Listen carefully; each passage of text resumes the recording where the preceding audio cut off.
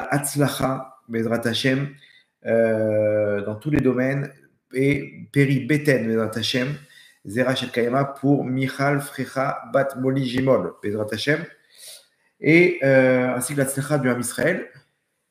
Il n'y a pas d'annonce ce soir, donc on va directement commencer.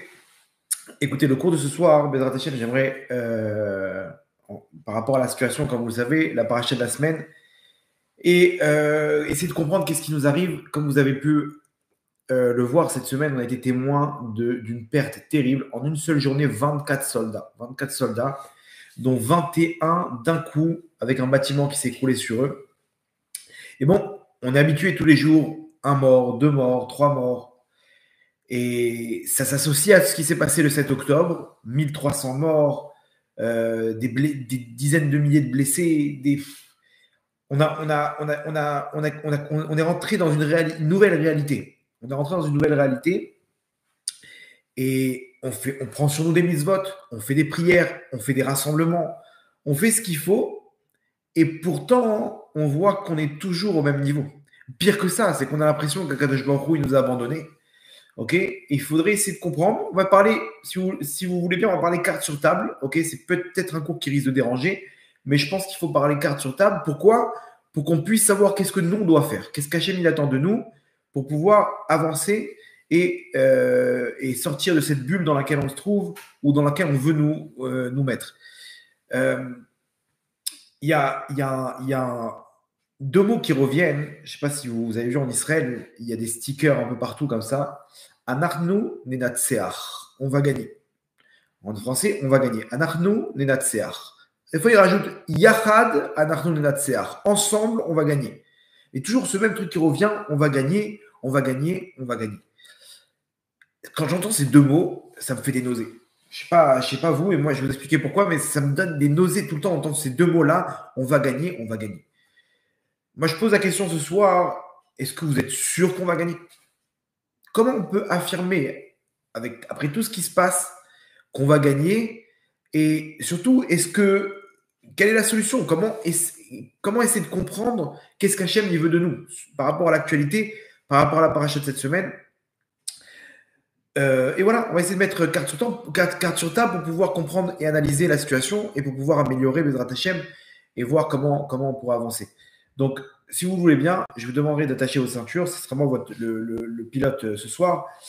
Et je vous ramènerai chez vous, Bezrat Hashem, après. Donc, par rapport à ce cours-là, essayez de comprendre un peu ce qui se passe autour de nous.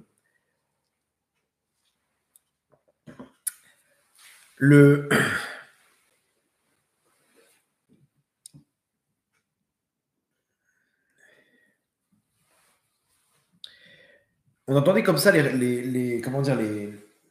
ceux qui étaient les experts, on va dire, par rapport à ce qui s'est passé, on les entendait dire que c'est une histoire d'1 mois à 1 mois et demi, et ils vont réussir à venir à bout du Hamas. Ok, on a vu des expressions genre on va annihiler le Hamas, on va les détruire. Et puis quand ils sont entrés, on a découvert un Hamas qu'on n'a jamais connu. Il y a eu des opérations, il y a eu plein d'opérations contre le Hamas. D'un coup, on voit des milliers de RPG, des soldats, des terroristes de partout. Ils sont venus à 3000 à l'intérieur d'Israël. Et là-bas, c'est interminable. C'est interminable. Ils sortent de nulle part un réseau de tunnels qu'on n'aurait jamais pu penser. Et il se trouve que cet ennemi, il est bien plus fort que ce qu'on pensait.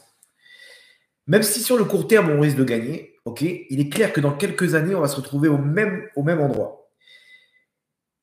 Et malheureusement, les chiffres, ils sont très durs, ok. Venez, on fait un petit point. On va parcourir un petit peu la situation ensemble, ce qui se passe actuellement et dans le monde, et on va voir comment essayer de comprendre quelle est la solution dans tout ça. Qu'est-ce qu'Hachem il veut de nous? Quelle est la solution? Est-ce qu'on est dans une impasse? Est-ce qu'on risque de gagner ou pas gagner? Donc, ça fait 3 mois et demi maintenant qu'on est dans cette guerre. On est toujours au même niveau. Donc, le Hamas, il est présent. On dit qu'ils ont tué que un tiers des terroristes. Ça veut dire à peu près 10 000 sur 30 et quelques mille soldats terroristes du Hamas. Les otages, ils sont toujours là-bas. Les dirigeants du Hamas, ils sont toujours là-bas. Okay, les bombardements, il n'y en a pas centaines tous les soirs. Okay, on arrive au même niveau. C'est-à-dire qu'on est là à 600 mètres de la frontière. Un bâtiment, qui, dans un endroit qui, depuis longtemps, a été conquis. Depuis longtemps, a été conquis. Et d'un coup, des terroristes, ils sortent, ils envoient deux roquettes. Le bâtiment, il leur tombe dessus. Ils étaient en train de miner le bâtiment. Qu'est-ce qui se passe? Et pourquoi ils minent un bâtiment? Je ne comprends pas. Il leur manque des avions pour bombarder un bâtiment. Alors non, parce qu'il y a les civils, encore les civils, et encore les civils. Et on est face à un monde qui revient toujours avec le même argument, ok, où on est en train de tuer des. C'est-à-dire, on a oublié toutes les catastrophes qui s'est passées le 7 octobre.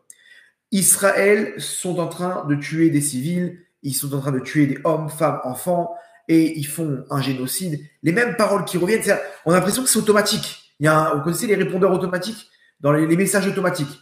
On parle avec des murs et ça revient tout le temps les mêmes messages, ok? Et le monde, il est contre nous. Et à cause de ça, on est face à des terroristes qui se retrouvent à enlever leurs uniformes, déposer les armes, et ça devient des civils. Pourquoi? Parce qu'ils savent très bien que le monde menace et fait pression sur Israël par rapport aux civils. Ok, donc, alors, on ne peut pas bombarder. On est obligé de miner un bâtiment de façon à ce que ça fasse le moins de dégâts matériels. Et là, on se retrouve avec 21 morts, 21 soldats qui tombent en une seule et même explosion. Pourquoi? Parce qu'il ne faut pas bombarder à cause des civils. Et on est pris en otage par le monde. On est pris en otage par le monde. Et ils jouent avec ça. Hein. Ils jouent avec ça. Et tout le temps, c'est le même refrain. On peut leur montrer des preuves. On parle avec des murs. Là, au tribunal de l'Haye, ils sont en train de montrer, de prouver avec des preuves à la pluie. Rien. Alors maintenant, la blague, c'est que la Russie a porté plainte. Je ne sais pas si vous avez vu ça, mais la Russie a porté plainte. La Russie a porté plainte contre Israël pour génocide, d'assassiner des hommes, femmes, enfants. C'est-à-dire qu'on est face. Alors, on sait ce qui s'est passé en Russie. En Russie, on parle de centaines de milliers de civils morts.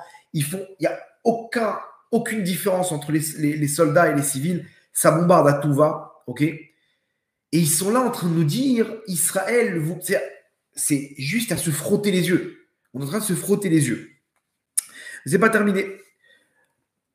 L'ONU, ok, je vous donne des petits chiffres comme ça pour que vous compreniez comment. Je vous donne les chiffres, vous allez voir, c'est juste illogique. On va rentrer dans l'illogique, dans ce qui est illogique pour qu'on comprenne qu'est-ce qu'Hachem veut de nous.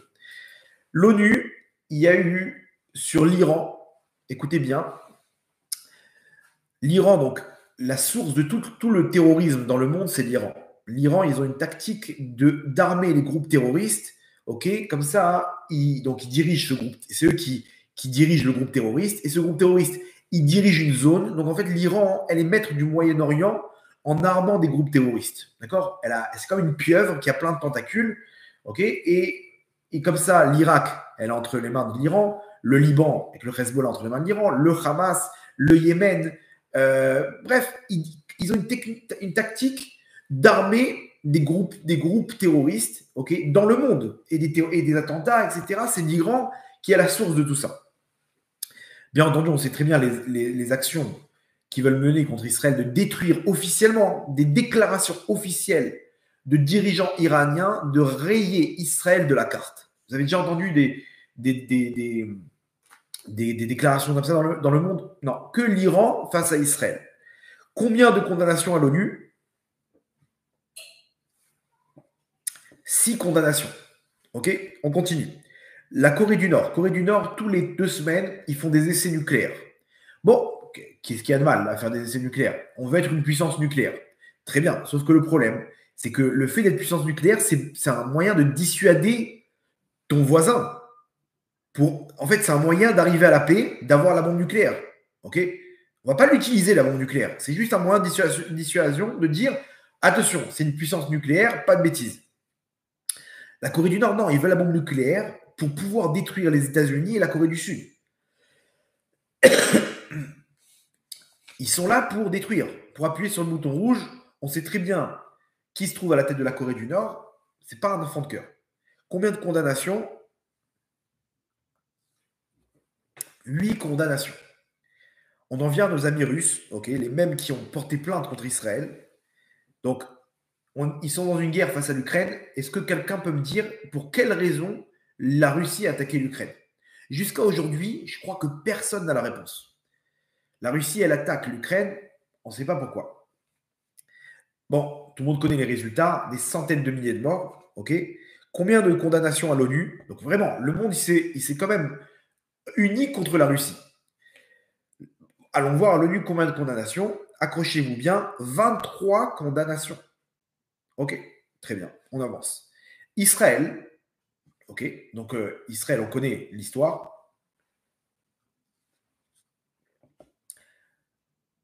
Combien de condamnations? Lancez un chiffre, n'importe. La Russie, pour l'instant, ils battent le record. 23 condamnations à l'ONU. Accrochez-vous bien, 41 condamnations. Ah, il y en a qui ne sont pas d'accord. Vous avez raison, 141. Vous entendez bien? 141 condamnations à l'ONU. Alors déjà, 41, c'est déjà le choquant. Mais non, 141 condamnations à l'ONU. Israël, ils ont été condamnés par l'ONU 141 fois. Deuxième sur la liste, la Russie, 23 condamnations. Vous avez vu le top 4 là? J'ai fait le top 4. Israël, 141 premier. Russie, 23. Corée du Nord, 8. Iran, 6. Voilà le top 3, le top 4 des condamnations à l'ONU. Est-ce qu'il y a quelqu'un qui trouve ça logique? C'est-à-dire, si on avait eu 27, la Russie 23, on aurait dit en quoi Israël, ils sont pires que les Russes, alors qu'ils sont actuellement au tribunal de la Haye en train de montrer des preuves sur preuves, Sans ça, on n'a pas eu besoin de montrer des preuves. Le Hamas lui-même a tout filmé. Ça tourne sur tous les réseaux, les vidéos qui tournent sur les réseaux du Hamas. Le Hamas se vend de toutes ces vidéos, et non, c'est Israël qui a fait les vidéos. Pour pouvoir trouver une excuse d'attaquer, de machin, n'y croyez pas. C'est un coup monté, c'est des montages, ça n'existe pas, c'est des poupées, des mains. 141 condamnations. Attendez, mais vous vous rappelez ce qui s'est passé le 7 octobre? C'est-à-dire que c'est du jamais vu. C'est illogique. Hachem nous aurait-il abandonné? Alors, tant qu'on est dans tout ce qui est illogique, le 7 octobre même, toute la nuit, tous les jours, il y a des nouveaux témoignages de gens qui ont averti, et qui ont dit, ils sont en train de préparer, ils sont venus sur place, les généraux. L'autre, il est parti en vacances. Il dit non, c'est rien, on verra demain matin. Ils ont balayé tous les témoignages. Et encore, telle fille, elle a témoigné, et telle personne, elle a témoigné. L'autre, il était sur ses réseaux sociaux, ils lui ont enlevé sa licence. Ils leur menaçaient, ils ont menacé de les traîner en justice. Ils continuent comment dire, à faire, à mettre en panique, à mettre la panique dans le système sécuritaire. Et comme ça, toute la nuit, ils ont averti, le Hamas est en train de préparer une attaque. Ils l'ont fait. À 6 h du matin, ils ont attaqué. Le premier soldat, il a intervenu 5 heures après. Pendant 5 heures, il n'y a pas de soldat. Il n'y a pas un hélicoptère, il n'y a pas un drone, il n'y a pas un avion. Mais attends, mais ils sont... Ribono Shalom, ils sont où? Il y a quelqu'un qui m'a raconté, ne me dites pas qu'ils étaient pas là. Il y a quelqu'un qui m'a raconté que son fils lui-même, il était là-bas sur place, soldat de l'unité Maglan, unité commando. Il m'a dit, mon fils était un réserviste à ce moment-là, donc il n'avait pas forcément de commandant. Ils étaient là sur place, ils ont pris un peu, il m'a dit, le commandement tout seul pour pouvoir intervenir parce qu'il n'y avait pas d'ordre. Ils recevaient pas d'ordre. Donc ils entendaient qu'il y avait des morts sur place. Ils ont pris leur jeep, ils sont intervenus. Ils sont allés dans le premier kibbutz et là-bas, ils ont fait des strikes. Ils ont défendu des gens qui, chaque seconde, il y avait des morts. Chaque seconde, des morts et des brûlés et des violés. Ils sont descendus. C'est des commandos, donc c'est des experts. Ils sont arrivés là-bas, ils ont nettoyé le terrain. Ils étaient combien? Ils étaient 20. Sur la route, ils voient 500 soldats à l'arrêt. des colonnes de tanks, des colonnes de blindés à l'arrêt. Qu'est-ce que vous attendez? On n'a pas reçu d'ordre. Il n'y avait pas d'ordre. Pendant 5 heures, pas d'ordre. Alors eux, ils sont dirigés par les... Ils n'ont pas le cran de partir tout seul. Qu'est-ce que tu fais? Tu peux pas. C'est des comment dire? C'est le service obligatoire. Ils n'ont pas cette notion-là comme des réservistes qui ont plus ou moins l'expérience et qui peuvent prendre le commandement tout seul. Il y avait un tank de femmes. Ils ont pris le commandement tout seul. Ils ont commencé à nettoyer là-bas avec des tanks. Ils ont fait je sais pas combien de centaines de morts. Ils étaient. Mais pourquoi il n'y a pas d'ordre pendant 5 heures? Illogique.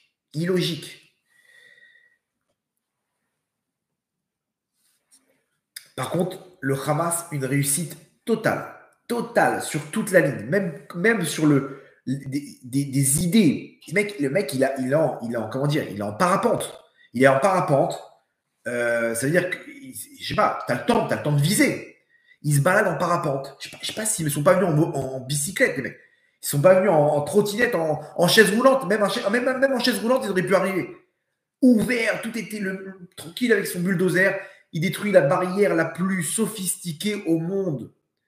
La barrière la plus sophistiquée au monde. Imparable. Un papillon, il touche la barrière, il est électrocuté. Détente, ils sont là, ils rentrent, ils sortent, les allers-retours.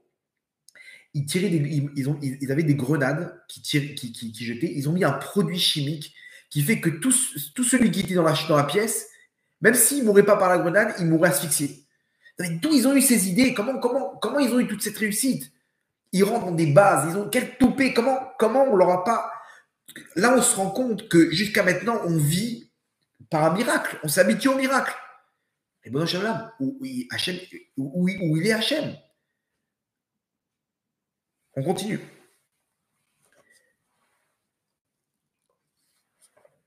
Alors, c'est pas terminé. Normalement, il aurait dû avoir 3 fronts. Ça, c'était que le plus petit front, ça veut dire le Hamas. Ils sont arrivés à 3000. Le plan, comme ça, il dit, Mordechai Kedar, il y a un docteur en géopolitique, expert sur le monde arabe. Il dit que le plan de base, le plan initial, c'était 3 fronts. Le Hamas, au même moment dans le nord, le Hezbollah, et au même moment, une attaque de missiles de l'Iran. C'est-à-dire 3 fronts. Imaginez-vous ce qui s'est passé le 7 octobre. Ça aurait dû être 3 fois pire dans le nord, et une pluie de roquettes balistiques, de missiles balistiques de l'Iran. Bien entendu, derrière, les Syriens, ils seraient mêlés. Les Arabes de Judée-Samarie, de la même manière. Ça aurait été le chaos. C'est terminé pour Israël. Ça aurait dû être terminé pour Israël. Ça, Baruch Hashem, on a été sauvé de ce décret. C'est-à-dire tout ce qu'on raconte maintenant, c'est Berachamim. C'est avec bonté tout ce qui s'est passé. Normalement, ça aurait dû être la fin du Ham Israël. Ça aurait dû être la fin de l'État d'Israël. C'est terminé. On serait retrouvé avec un régime, un nouveau régime. Ça y est, les d'Israël redeviennent esclaves, mais cette fois-ci d'un nouveau régime. C'est la conquête totale. Au Hachem, on a évité ça. Maintenant, dans les chiffres. Dans les chiffres, on est à 1300 morts. Combien de blessés? 12 000 blessés. Dedans, des blessés graves. Des gens qui sont toujours entre la vie et la mort. Ce pas des blessés, comprenez bien, mais ce pas des blessés, des fractures. À Gaza, c'est des blessés où ils perdent la vue, ils perdent des membres, ils perdent des fois les 2 membres, ils perdent beaucoup de choses. C'est-à-dire qu'il y en a beaucoup sur les 12 000 qui sont 100% handicapés. Plus de 1500 témoignages de viols. Il y a eu plus de 1500 viols le jour du 7 octobre. Vous savez ce que c'est 1500? 1500, mais c'est impensable. Comment on se rend compte qu'ils étaient 5 heures tout seuls. 5 heures tout seuls. Chaque seconde qui passait, c'est terrible. Comment il n'y a pas un soldat dans l'histoire? Comment il n'y a pas un hélicoptère qui vient au moins les stresser? S'ils sont arrivés à ce nombre de viols, c'est qu'ils étaient en détente. On parle de 365 000 soldats qui ont été appelés sur le front. okay, des réservistes et de l'armée du service normal, okay, 217 000 habitants qui ont quitté le sud d'Israël. 217 000. Vous entendez? C'est-à-dire qu'il y a 217 000 aujourd'hui qui vivent dans des chambres d'hôtel. Vous savez ce que c'est une chambre d'hôtel? Quand tu es avec 4 enfants, c'est invivable. Invivable, les uns sur les autres, avec 2 lits, avec une petite salle de bain. Tu n'as pas où passer. Dans une chambre d'hôtel, tu n'as pas où passer. Il n'y a pas de salon, il n'y a pas de jardin. Tu vis avec des gens, tu manges là-bas avec des gens, tu n'as plus d'intimité, tu n'as plus rien. Ça fait combien de temps? Ça fait 3 mois et demi. 217 000 personnes. Et je ne sais pas s'ils vont retrouver leur maison. Parce que de vivre à 1 kilomètre de Gaza, après tout ça, c'est pas sûr que ce soit la sécurité. Vous allez voir. 80 000 habitants du Nord qui ont quitté leur maison. Pourquoi? Parce que le Hezbollah, ils envoient des roquettes. Tous les jours, ils envoient des roquettes et ils menacent de faire ce qui s'est passé le 7 octobre. Donc, il y a 80 000 personnes à la frontière du nord d'Israël qui ont quitté leur maison. Où est-ce qu'ils sont? Dans des hôtels. 12 500 missiles. 12 500 missiles tirés sur Israël. Mais comment? D'où ils ont... Ah, attendez, il y a eu des opérations. Il y a eu des opérations à Gaza. Il y a eu des 4 000 et 5 000 missiles. Mais c'est quoi? C'est interminable. 12 500. Plus, il y a l'année dernière, il y a 4 000 missiles. Et l'année d'avant encore, 6 000 missiles. Et pendant les opérations, il y a eu 8 000 et 4 000 et 6 000. Et combien de missiles ils ont? Et c'est pas terminé. Ils quittent un endroit qu'ils ont conquis. Quelques minutes après, ils envoient 40 missiles sur Israël. C'est interminable. Israël leur envoie plus de 5000 camions d'aide humanitaire. Ok? C'est-à-dire que c'est pas le monde qui envoie ça, c'est Israël en personne qui envoie 5000 camions d'aide humanitaire. 1500 000 litres d'essence par jour. Israël fournit à Gaza 150 000 litres d'essence par jour. Vous connaissez un pays qui donne 150 000 litres d'essence à un pays. Qu'est-ce qu'ils font avec l'essence? 90% part au Hamas. Ok? Parce que tout le réseau de tunnels, il ne marche qu'avec des générateurs. Les générateurs, ça marche avec de l'essence. Donc, on leur donne de l'essence pour qu'ils nous envoient des missiles et pour qu'ils puissent continuer à garder nos otages. Parce que tant qu'il y a de l'oxygène dans les sous-sols, dans les tunnels, alors ils peuvent garder ils peuvent rester là-bas. Donc, nous, on leur fournit des armes, en fait. Vous comprenez? 700 millions de dollars à l'autorité palestinienne, Israël fournit tous les mois. Dedans, l'argent qui est fourni à toutes les familles de terroristes. Toutes les familles de terroristes, okay, ils reçoivent une bourse qui vient d'Israël. C'est-à-dire nous-mêmes, on paye les familles de terroristes et on encourage indirectement le terrorisme.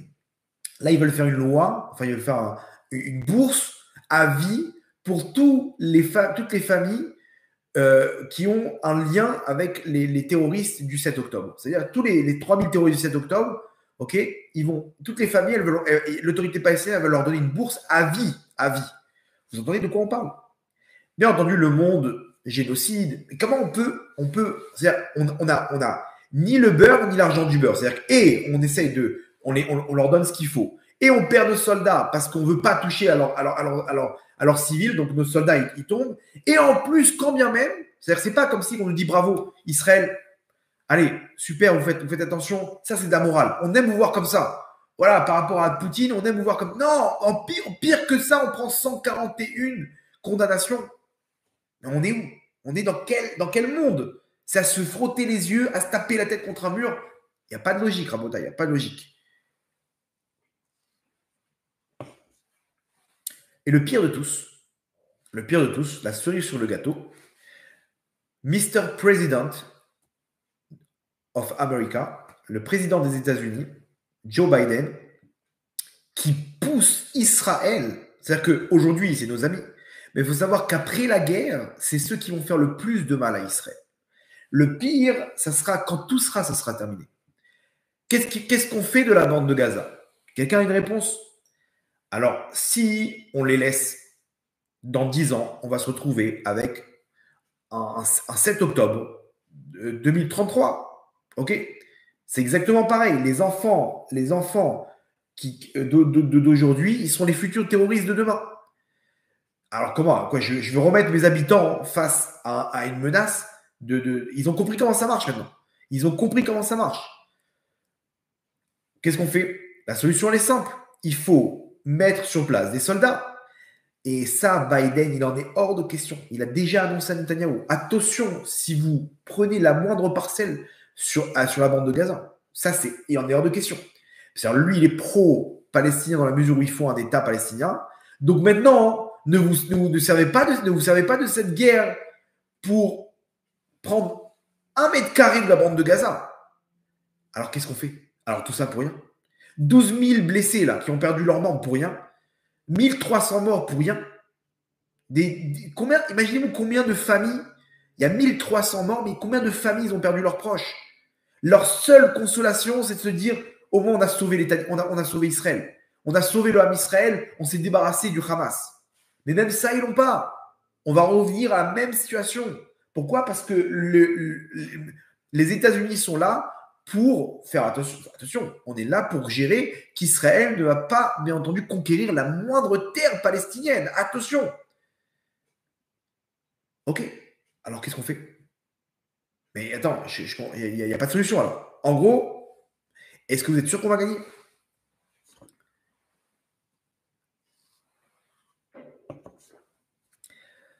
Qu'est-ce qui se passe? Vous avez vu la situation? On est face à une impasse. Est-ce qu'on prie? On prie. Est-ce qu'on prend sur une des mises-votes? On prend sur une des mises-votes. Je vous mets tout carte sur table. D'accord? Je vous mets tout carte sur table. Comme ça, ensemble, on essaie de comprendre. C'est illogique, c'est clair. Mais peut-être que Hachem, il nous montre que c'est illogique pour pas qu'on fasse dépendre ça de quoi que ce soit. De dire, non, mais c'est à cause de ça. Et si on avait fait... Non, Hachem te dit, oubliez les scénarios. Si vous commencez à chercher le pourquoi du comment, vous allez vous taper la tête contre les murs. Il n'y a pas de logique. Il n'y a pas de solution. On est face à une impasse. Il n'y a pas de solution. Qu'est-ce qu'on fait? Qu'est-ce qu'on fait? Alors, on prie, on l'a prié. Ok, on a fait des rassemblements. On a fait des Teilim, des 700 livres de Teilim. On a fait ce que tu veux. Pourquoi Hachem, il n'est pas là? Qu'est-ce qui nous manque, Rabotai? Qu'est-ce qui nous manque? La réponse, vous allez voir comme c'est fin, hein, mais la réponse, elle est dans le livre Shoftim. Excusez-moi, je suis encore un peu malade. J'ai un peu de mal à me concentrer, mais j'espère que ça va aller bien. Dans le livre Shoftim, on nous parle de la guerre entre la tribu de Binyamin et les tribus d'Israël. Alors, je vous explique de quoi il s'agit. Il y a ce qu'on appelle l'épisode de Pilegesh Bagiva. C'est quoi cet épisode de Pilegesh Bagiva? C'est une femme qui était une concubine de quelqu'un, okay, qui s'est retrouvée, je ne rentre pas dans les détails, mais elle s'est disputée avec son mari. Okay, et donc à l'époque, ils avaient plusieurs femmes. Il y avait la vraie femme, et il y avait une concubine, ou une deuxième femme, ou troisième femme. Et ils se sont disputés, il a renvoyé dehors. Et là-bas, il y a un groupe de délinquants qui sont venus et qui ont joué avec elle, qui l'ont frappée, qui ont fait qui ont abusé d'elle, etc. Et le matin, elle a tapé elle s'est retrouvée devant la porte de son mari. Son mari ouvre la porte, il la voit entre la vie et la mort, et elle est morte. Il a montré aux tribus. Il leur a dit, c'est ça ce qui se passe en Israël. On peut accepter un acte aussi terrible que ça, de faire ce qu'ils ont fait. Effectivement, ils ont analysé ce qui s'est passé. Ils ont demandé à la tribu de Binyamin de leur livrer ces délinquants. Pourquoi? Peine de mort. Ça ne doit pas exister en Israël. Dans le peuple juif, ça ne doit pas exister ce qui s'est passé. Ils ont demandé qu'on leur livre les délinquants qui ont fait cet acte. Alors là, je vous dis, maintenant, la tribu de Binyamin, elle a refusé. Elle a dit non, ils restent avec nous. Très bien. Vous ne voulez pas les amener? C'est la guerre. Les tribus d'Israël, elles se réunissent en guerre contre la tribu de Binyamin. Alors attendez, je vais rentrer dans les mots, vous allez voir. Alors, tribu de Binyamin, ils réunissent, écoutez bien, 26 000 soldats. OK, 26 000 soldats, plus encore 700, 700 jeunes, etc. Bref, ils sont à peu près 27 000. OK. Ve'ish Israël, itpakdu levad Binyamin, arba meot elef ish. Israël, ils réunissent en tout 400 000 soldats. Et ils leur disent, vous nous livrez tout de suite les délinquants, sinon on rentre en guerre contre vous. Donc, on se retrouve à une guerre interne entre Israël, au sein du Ham Israël, entre la tribu de Binyamin et les 11 autres tribus d'Israël, qui sont au nombre de 400 000 contre 27 000. Regardez la suite.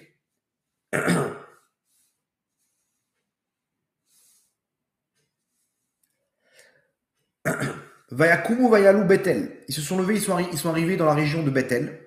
Vaishaou Vaish Alou Beelohim. Ils ont posé la question aux Horim et Tumim. Alors, c'est quoi les Horim et Tumim? Vous savez qu'on a plusieurs moyens de communiquer avec Hachem, par l'intermédiaire des prophètes, par l'intermédiaire des rêves, par l'intermédiaire du roi Hakodesh, l'esprit divin, etc.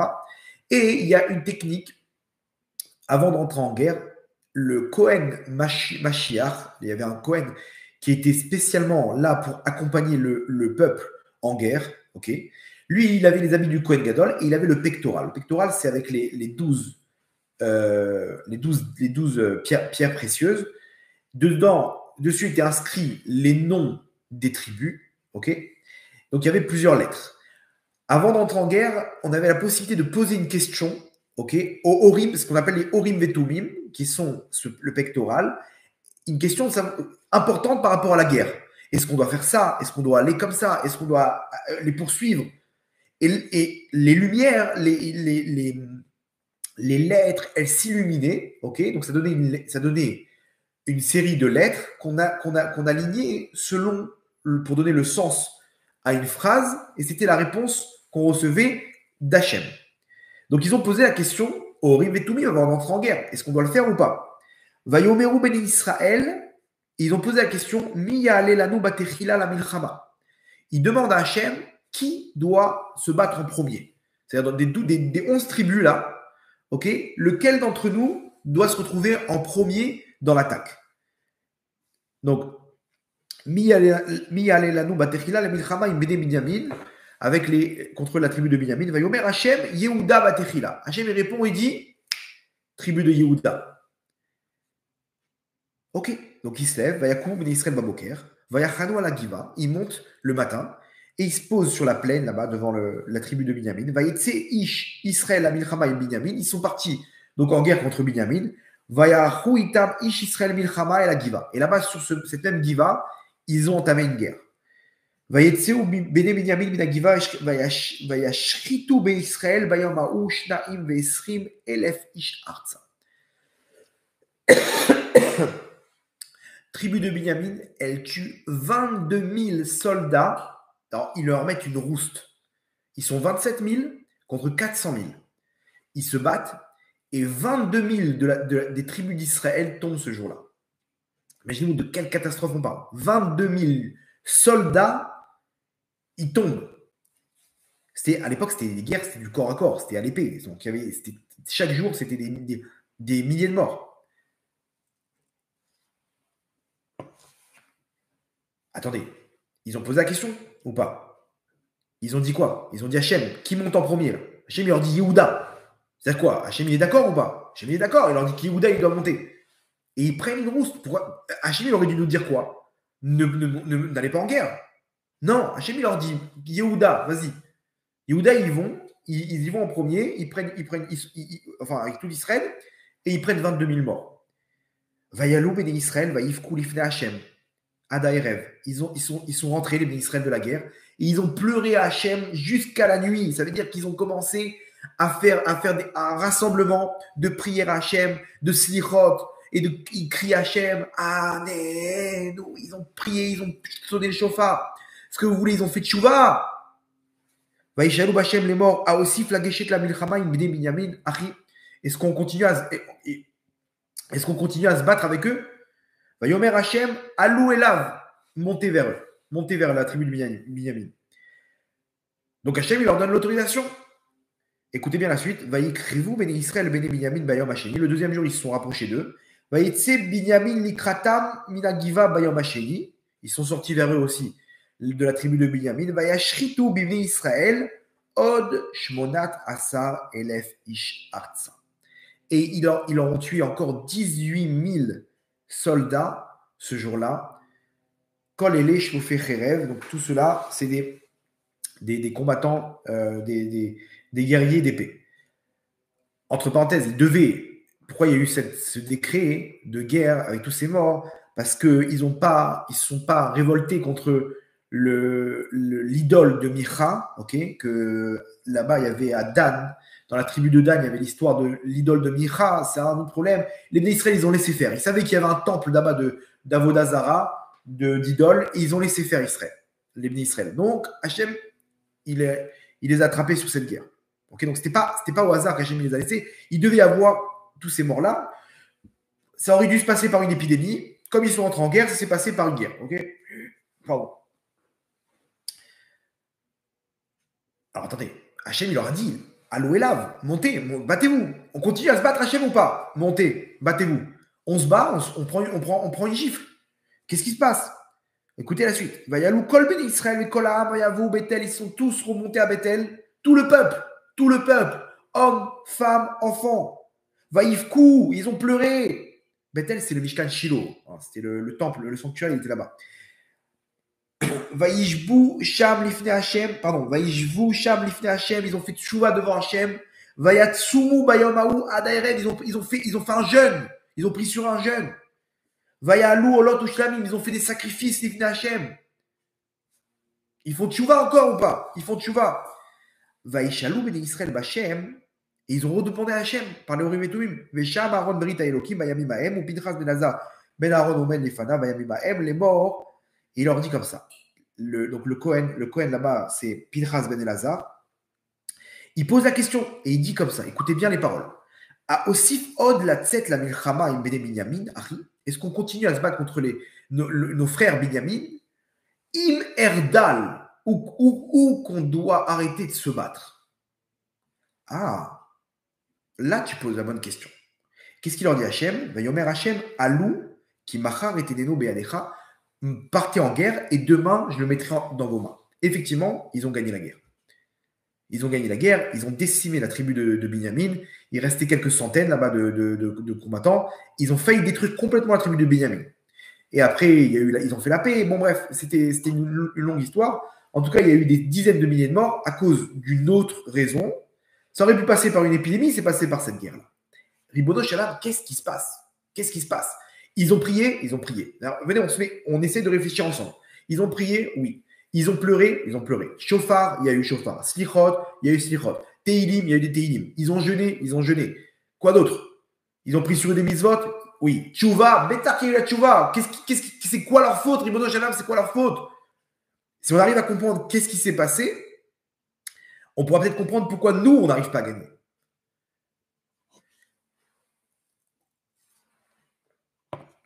Maintenant, venons, on analyse avec un peu plus en profondeur les paroles de comment ils ont posé la question. La Gemara dans Yoma, Aïn Dalet, je crois, Aïn Dalet, 74, elle ramène donc cet épisode et elle nous dévoile l'erreur. L'erreur, elle est comme ça. Vayomeru ben Israël, donc la première fois qu'ils ont posé la question, Mi ya'alelanu batechila la milchama. Ils sont venus dire à Hachem, lequel d'entre nous va monter en premier contre Binyamin? Qu'est-ce que ça implique? Tu es en train de dire à Hachem, bon, on va les défoncer. Ok, ça c'est une évidence. Mais juste, on veut savoir, on aime bien faire les choses propres. Selon toi, qui doit être celui qui doit mettre le coup en premier? Hachem, il leur dit Yehuda.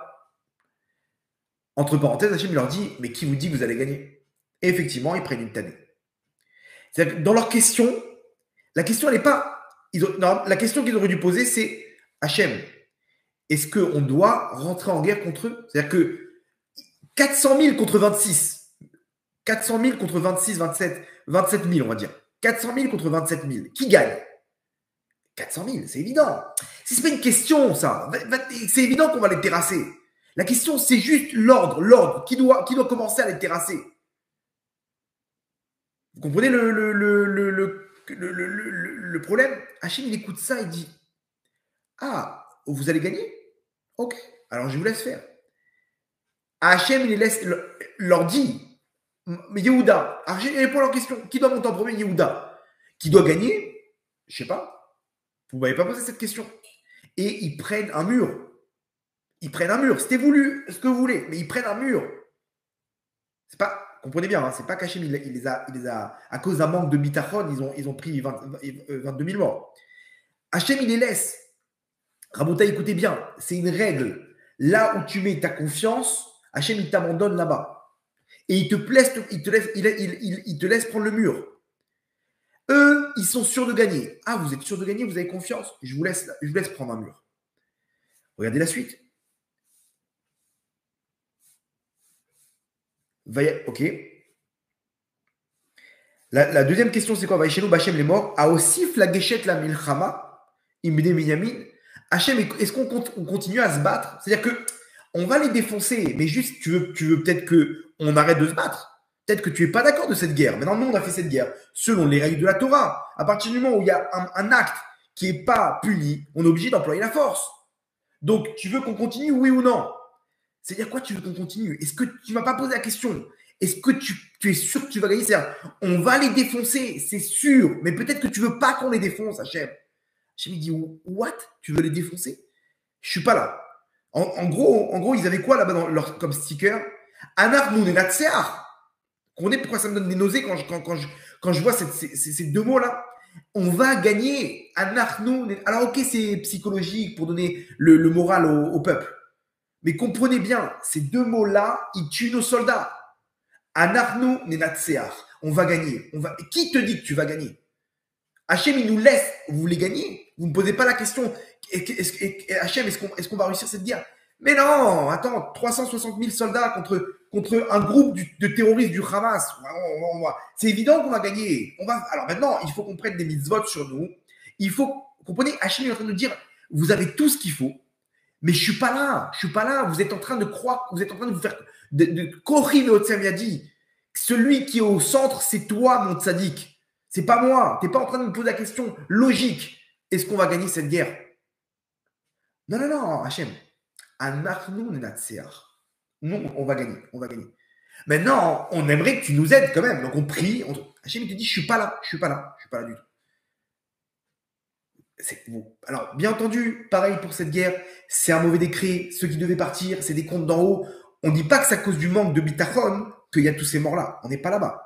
Mais comprenez que dans notre Torah, on a tous les scénarios possibles. Ce scénario, il ne vous rappelle pas ce qu'on est en train de vivre maintenant. C'est pour ça que je vous ai bien introduit la première partie du cours pour comprendre qu'on est dans une impasse. C'est une impasse qui est illogique. Comment c'est possible qu'on n'arrive pas à gagner? Comment c'est possible qu'on est encore coincé et qu'ils font tous les jours des 2, 3 et dizaines et vingtaines de morts?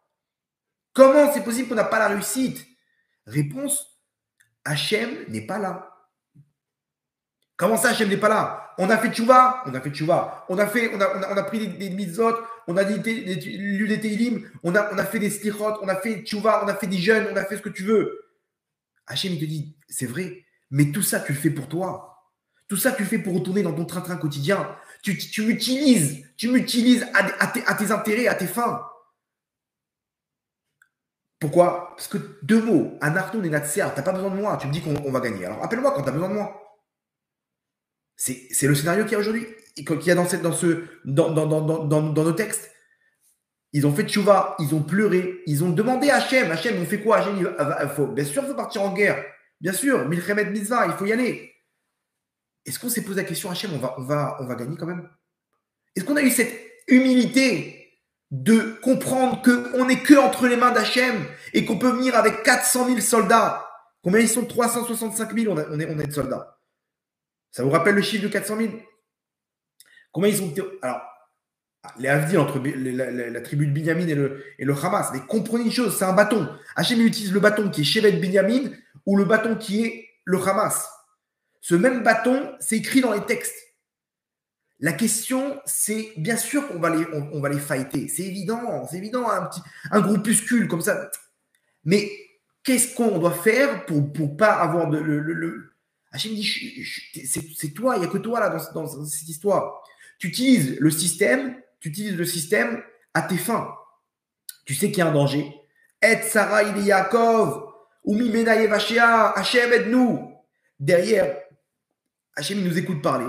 Et il dit, attends, mais vous comprenez pas pourquoi on n'arrive pas là? Pourquoi t'es étonné? C'est-à-dire quoi? Pourquoi t'es étonné? Parce que de base, tu sais que tu vas gagner. Donc, quand tu appelles Hachem, mais au fond, tu n'as pas besoin d'Hachem, parce qu'on a Tsahal, on a toute cette technologie. Donc, Hachem, qu'est-ce qu'il fait? Il te dit, appelle-moi quand tu as besoin de moi. Ok, on va t'appeler, on t'appelle, mais on fait des prières, Hachem, pourquoi tu dis ça? Non, tu fais des prières pour toi. Tu pries pour toi. C'est toi qui es Echad. Toi qui es Echad, et ton nom, il est Echad. Moi, je ne suis pas là. Vous avez compris dans quelle impasse on est? Quand tout Israël ils disent on est en train de mettre en danger nos soldats. Parce qu'on a tout sauf Hachem dedans. Comprenez bien, c'est pas ça le problème, c'est une mentalité. Ne venez pas déchirer les trucs. Ouais, non, le Rav il a dit c'est ça qui me tue. Non. C'est une mentalité qu'il faut changer. On a cette mentalité de vouloir absolument trouver notre intérêt. On a peur. J'ai pas envie de voir des terroristes à ma maison, devant ma porte. J'ai pas envie de continuer avec ces roquettes, de courir dans les chambres fortes. J'ai besoin de toi, Hachem. Pourquoi tu as besoin de moi? Pour continuer ma vie. C'est-à-dire que tu es à mon service, non? Je prie. Tu es là pour être au taquet dès qu'il y a besoin. Vous comprenez comment c'est très fin psychologiquement? Maintenant, regardez la troisième question.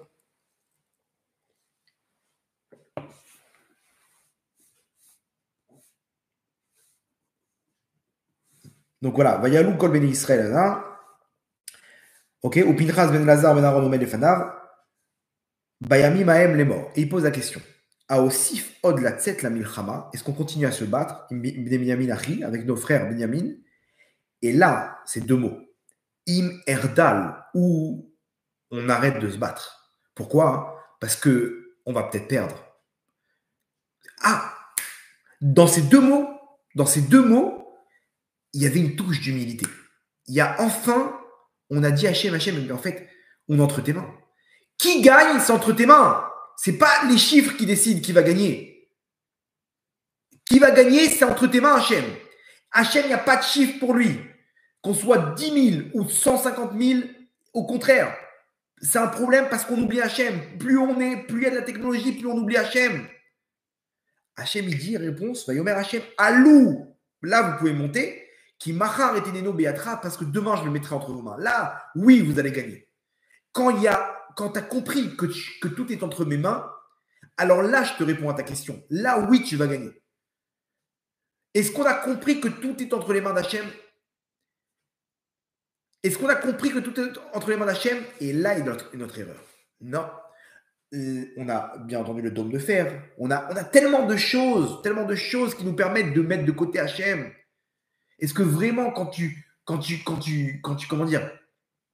cours là-bas, tu te dis vraiment, Hachem, aide-moi. Quand tu entends une sirène d'alarme, tu cours et tu demandes Hachem de l'aide, vraiment. Non, tu as plus, confiance au dôme de fer que attends, t'es posé, tes trucs. On a enlevé Hachem de la situation. Et c'est pas maintenant, ça fait des années. Sauf que à l'époque, c'était pas encore le moment du Mashiach. Le moment où Hachem il dévoile son nom. Où à ce moment-là, il n'y a plus rien qui peut s'aligner avec Hachem. Où on va arriver à la situation qui s'appelle En lanu al mileishaen et la lavinu sheba shamayim. On ne pourra se reposer que sur notre Père qui est dans le ciel. Et Hachem, il nous enlève tout. Toutes les données sur lesquelles on s'est reposé. Pas d'armée, le monde ne pourra pas t'aider. Les États-Unis, c'est un leurre, tu crois qu'ils t'aident. Ils vont te faire le plus de dégâts possible parce qu'ils vont t'empêcher de te protéger demain après cette guerre. Des ennemis invincibles avec une motivation infinie. Attends, mais je comprends pas. On ne peut pas avoir un ennemi classique, quoi. Un classique, quoi. Tu lui mets KO et c'est bon. Non, parce que si tu lui mets KO, tu vas continuer à donner de la vitalité à ton manque de bitachon. La Géoula, c'est Hachem et que Hachem. Il n'y a rien d'autre que ça. Comprenez bien, on est dans une phase où tout ce qu'on doit faire, c'est avec Hachem. Personne ne peut t'aider au monde à part Hachem. Comprenez bien, il n'y a rien au monde qui peut m'aider à part Hachem. Tu peux avoir tout l'argent du monde, tu peux avoir tous les serviteurs du monde, tu peux avoir tous les soldats du monde. Si Hachem décide de ne pas te donner cette victoire entre les mains, tu ne réussiras pas. Quand est-ce qu'Hachem il va nous dire, Vayomer Hachem, Alou kimacha eteneno beadecha. Demain, je le mettrai entre tes mains. Comprenez une chose, que cette victoire ne dépendra que quand Hachem aura décrété que cette ennemie soit entre nos mains. Et rien d'autre. Vous comprenez ce qui se passe? Oui, mais on a fait tchouva. Mais oui, tu fais tchouva. Pourquoi? Parce que tu as compris que c'est ça le principe. Tu as compris que faire tchouva, c'est sauver ta peau. Hachem, il te dit, Adkan, stop. Aujourd'hui, on est face à l'unité d'Hachem. Hachem est en train de se dévoiler. Est-ce qu'on est là pour l'aider ou on est là encore pour faire grandir notre nom à nous, notre royauté? Un peu d'humilité. Anachnu nenatseach. Alors, dedans, il rajoute Yachad nenatseach. Ensemble, on va réussir. Et c'est quoi ensemble, on va réussir? Pourquoi? Parce qu'ils ont compris qu'il n'y avait que des disputes, ok, à l'intérieur d'Israël, avec la réforme judiciaire, etc. Donc maintenant, genre, on est tous ensemble pour réussir. Arrêtez d'embarquer tout l'âme Israël dans vos bêtises. Et nous, malheureusement, on est pris en otage. Qu'est-ce qu'on doit faire maintenant? Qu'est-ce qu'on doit faire? Alors bien sûr, continue de faire tchouva, tout ça, mais elle est où la clé? Où est-ce qu'Hachem il veut nous mener? Rabotai, ce soir, c'est Toubishvat. Toubishvat, il y a un message ultra puissant. Le message, le but de Toubishvat, c'est pas de se réunir autour d'un plateau de fruits, d'amandes, de cacahuètes et de faire des brachot. C'est pas ça, et de kiffer on n'est pas là-bas. Toubishvat, selon les secrets de la Torah, ça représente le travail d'un homme sur terre. Un homme sur terre, il est là pour récupérer des étincelles. On est là pour faire ce qu'on appelle des birourim. Birourim, c'est-à-dire il y a le bien et le mal, les forces du bien et les forces du mal, qui sont à l'image d'un fruit. Le fruit est la clipa, l'écorce. Donc dans une noix, une noix, on a à l'intérieur la noix et l'écorce, ok, qu'il faut casser avant d'atteindre le fruit. Maintenant, on a plusieurs types de fruits. Ok, on a plusieurs types de fruits. On a des fruits, remarquez bien, alors, les tzadikim, le but qu'on doit arriver, c'est le fruit où il n'y a rien, ni à l'extérieur, ni à l'intérieur. Comme du raisin. Bon, certains cas où il n'y a pas de pépins, tu prends un raisin, tu le manges, c'est un fruit qui est tout de suite consommable. Ouais, très bien. Il y a des fruits qui ont une écorce externe, qui ont une peau, comme une orange par exemple. Tu es obligé d'enlever la peau pour arriver à l'orange. Comme une noix de coco, comme, je sais pas, on va dire... bon, vous avez compris le principe, ok? Et il y a des fruits qui ont un noyau à l'intérieur. C'est-à-dire que ce qui n'est pas mangeable, la clipa, elle est à l'intérieur. Comme un abricot, comme une pêche, ok? Comme, je sais pas, une date, d'accord? Ils ont à l'intérieur quelque chose qu'on ne peut pas manger. On a 3 types de fruits. On a aussi qui ont les deux, qui ont et une peau extérieure et un noyau à l'intérieur. Comme quoi? L'avocat, d'accord? On a plusieurs types donc de fruits. Ça représente, selon les secrets de la Torah, exactement le type de travail qu'on doit fournir dans ce monde-là pour récupérer le fruit qui sont les étincelles de notre neshama, les étincelles spirituelles. Pour ça, il y a des clipotes. Alors, il y a certaines clipotes qui sont très épaisses, qu'on nous-mêmes, on alimente avec nos fautes, et c'est des noix de coco. Aujourd'hui, c'est des noix de coco, il faut taper avec des marteaux. Et il y en a, c'est très fin. Ok, tu peux éplucher ça tranquillement, comme une petite clémentine, et c'est où.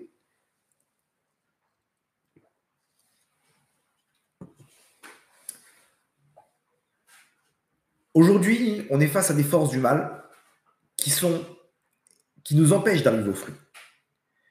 Cette force du mal, comme on le voit dans la paracha de cette semaine, ce qui empêche Israël de se rapprocher d'Hachem, et dans la paracha dernière, on nous dit Vea Erev Rav alou itam. Et le Erev Rav est monté avec eux, avec les Israël. On a un petit groupe, ok, qui s'appelle le Erev Rav. Le Erev Rav, le Zohar nous dit, c'est la klipa à la fin des temps qui va nous empêcher d'arriver à la malchoute d'Hachem. C'est la plus dure de toutes les clipotes. C'est-à-dire que Ishmaël, c'est une clipa qui est un bâton. Elle peut tomber en 2 secondes. Ok? C'est pas ça, c'est pas de ça qu'il faut avoir peur. La clipa qui va faire plus de mal à la fin des temps, c'est la clipa du Erev Rav. Il y a un mélange avec Amalek. Ok? Bon, c'est une longue histoire. En tout cas, le Erev Rav, c'est qui? C'est un groupe de personnes qui étaient les sorciers, les sorciers d'Égypte, qui ont voulu tester la force d'Hachem. Ils ont dit, Moshe, c'est un grand sorcier, on veut connaître. Ils ont décidé de... Parce qu'ils vont mettre en place, peut-être inconsciemment, peut-être qu'ils ne sont même pas conscients de ça, ils vont mettre en place, ok, ça bug. On est toujours en ligne ou pas?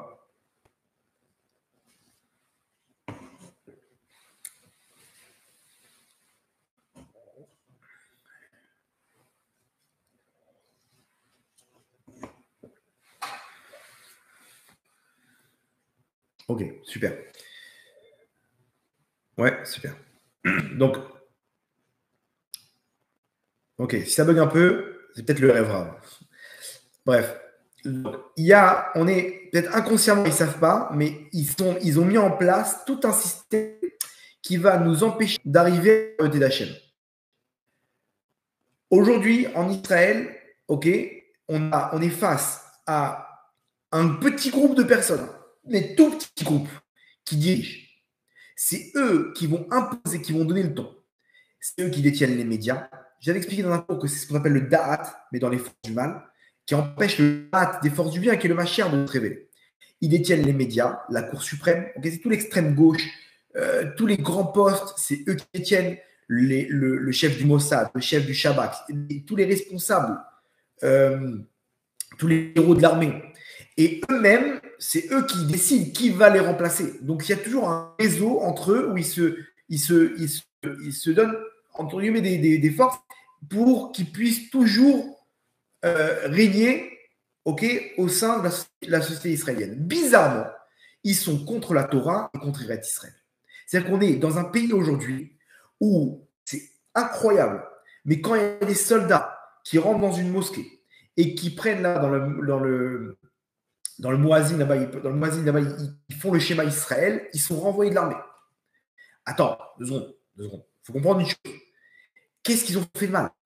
Ils sont venus imposer une victoire aussi morale, ok, en leur montrant, parce qu'il faut comprendre que pour le Hamas, c'est une guerre de religion.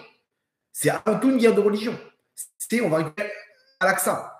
Donc quand tu fais le schéma Israël, ça a une même valeur que quand tu leur détruis un dirigeant du Hamas. Ça leur fait autant de mal. Ça fait partie de la guerre, malheureusement. Ça leur met un coup moral aux terroristes du Hamas qui va t'aider à gagner la guerre. Non, on n'a pas le droit de toucher à quoi. Eux, ils ont violé nos sœurs. Ils ont tué des bébés, décapité des enfants, et brûlé tout. Non, on ne touche pas à ces valeurs. D'accord, mais de là, il loue le patriotisme. Il loue le patriotisme. Depuis quand, soldats, on n'est pas là pour les défendre. On est là pour défendre des terroristes. Ils ont renvoyé ces soldats de l'armée. C'est-à-dire que ces soldats de l'armée, ils ont eu le malheur de faire Israël là-bas dans la mosquée. Vous vous rendez compte de quoi on parle? Quand on a des situations où les tefilines, à Tel Aviv, ils prennent les tefilines que les rabbins ils postent, ils les jettent par terre. À Kippour, ils ont fait descendre les méchitsot qui séparaient les hommes et les femmes. Pas de Kippour ici. Mais attends, mais je comprends pas. Il y a la liberté d'expression religieuse en... Non, pas pour les... Attention, pour les musulmans, j'aimerais tellement voir comment ils vont arriver là-bas quand ils sont en train de s'installer dans la rue, en train de faire leur prière, ils vont venir leur faire ce qu'ils ont fait à Kippour à ceux qui ont prié dans la rue. Ils ont pris dans la rue une place, ils avaient besoin de faire un minyan dans la rue. Ils se sont fait massacrer par l'extrême gauche. Et comment on voit les médias qui sont là en train de placer tous les objets, ils sont en train de déplacer toute l'attention sur les otages. Et on voit les familles des otages qui disent non, on veut arrêter la guerre, on veut retrouver nos familles, nos enfants. Genre, Attends, ils nous détournent du vrai problème. Le vrai problème, c'est quoi? Le vrai problème, c'est eux qui l'ont apporté.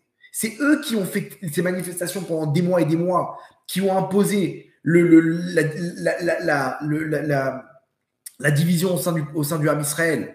Et que c'était un des arguments qui a poussé le Hamas à attaquer. Ils ont dit, on a vu qu'ils ne s'entendent pas. On va attaquer, on a vu qu'ils parlaient de déserter.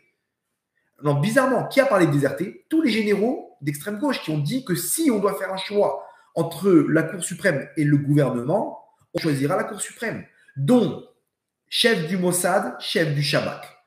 Ces deux-là, ok, c'est eux qui sont responsables du manque d'information qui a causé ce qui s'est passé le 7 octobre. Bizarrement, il n'y avait pas de commandement là-bas. On dirait qu'ils ont, ils ont laissé passer. Je sais pas ce que vous en pensez. Hein. On dirait qu'ils ont laissé passer, ok, parce que c'est intéressant qu'il se passe une catastrophe pour que le monde puisse dire, voilà, c'était ce gouvernement qui a laissé le Hamas. Je sais pas, hein, on essaie d'analyser ensemble. Alors qu'il faut comprendre que Ehud Barak disait, on a utilisé la diplomatie, on est descendu dans la rue, demain, il faudra utiliser les armes. Les armes, imaginez-vous, pour tirer sur nos frères. Voilà ce qu'il prononce dans ses discours. Voilà ce qu'il prononce. Si le chef du Shabbat, du Shin Bet, il dit si on doit utiliser les armes contre nos frères, on n'hésitera pas à le faire.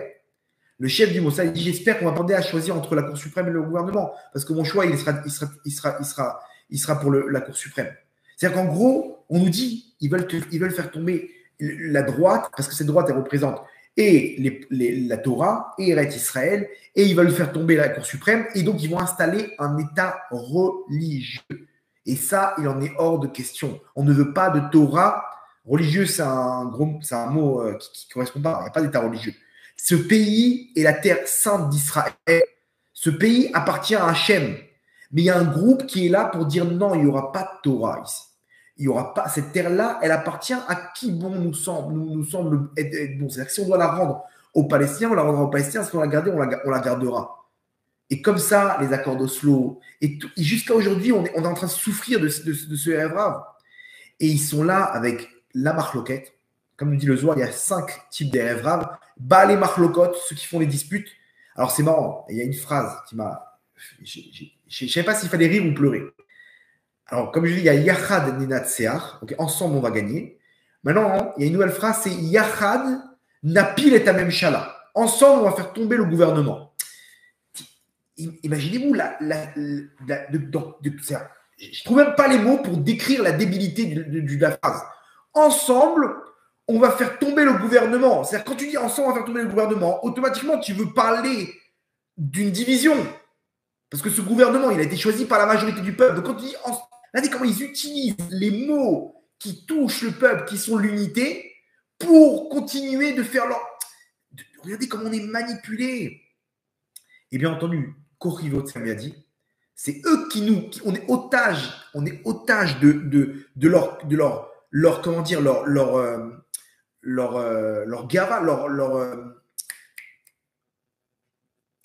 gava, gava, c'est pas les honneurs, l'orgueil. On est prisonnier par leur orgueil.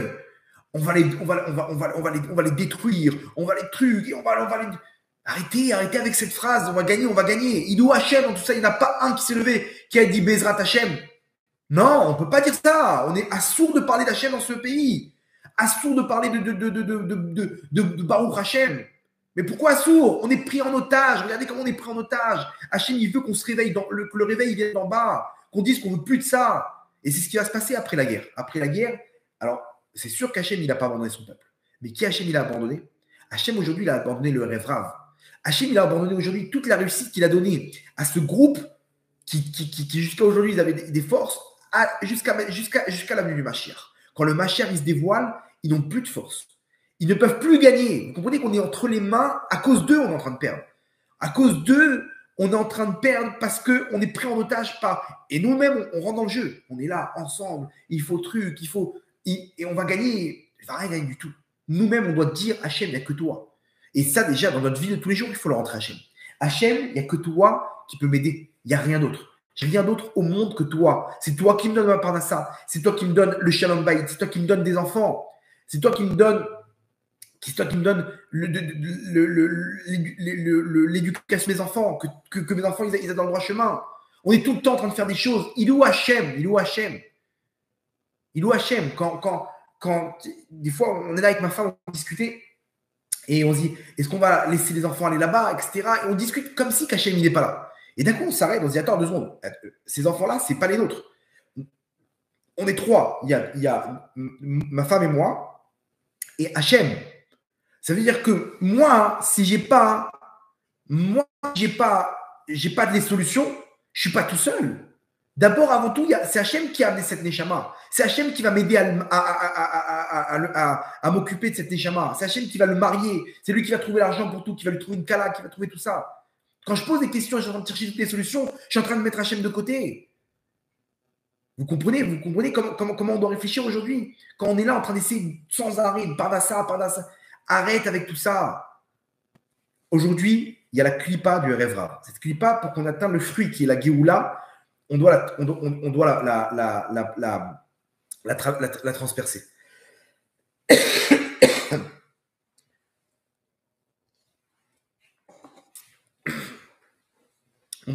Ça, c'est la clipa du Revra. Maintenant, malheureusement, on a aussi cette clipa en nous. C'est-à-dire qu'on nous, on a le fruit, mais on a des pépins. Il y en a qui ont des noyaux. On a cette même clipa du Revra en nous. On est comme ça, tout le temps en train de dire c'est lui qui va m'aider, et on fait une liste de solutions. Des fois, il faut savoir envoyer balader. De dire, c'est quoi? Je comprends rien. Je ne sais pas. Rien. Je ne veux plus trouver de solution. Demain, on réfléchira. Vous savez combien de fois ça m'est arrivé ça? Combien de fois j'essaye, je suis bloqué, et je dis, mais c'est pourquoi je suis bloqué? Parce qu'en fait, je suis tout seul. Plus je réfléchis, plus je suis en train de dire à Hachem, je t'appelle quand j'ai besoin. Je vais bientôt trouver. Vous comprenez? Donc, des fois, je m'arrête, je sors de là-bas et je dis, stop, qu'est-ce qu'on fait? Je sais pas. Non, mais il faut une solution. Pas de solution. Moi perso, je dis, ok, c'est pas un désespoir. C'est juste sortir de cette clipa, d'essayer de croire que tu comprends, d'essayer de croire que tu vas réussir. Eh bien, venez, on enlève ce rêve rave qui est en nous. On a cette clipa du rêve en nous où c'est nous le patron. Hachem, quand il est descendu en Égypte, il a marqué comme ça, le Midrash, il dit, Lo allié des malach, velo allié des saraf, velo allié des chaliach. Et là, Akadosh Baruchou, Birvodo, Beatzmo, ni par un ange, il est venu nous libérer, ni par un saraf, un chérubin, je ne sais pas comment on traduit, ni par un envoyé, lui-même en personne, il est descendu. Lui-même en personne, il est descendu, Hachem nous libérer.